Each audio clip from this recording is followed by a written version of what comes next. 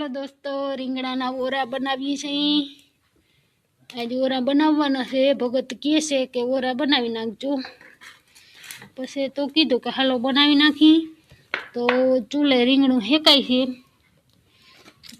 અને આ પરિધિબેન ડબલું ને પૈસા ને બધું ભેગું કરે છે.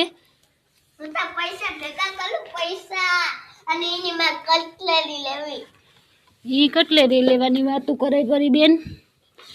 અને અમે રીંગણા શેકી છે ધીરે ધીરે તાપ કરી બર્તનનું.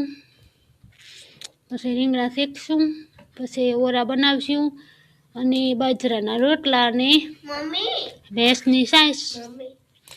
ઓર મજા આવી જાય.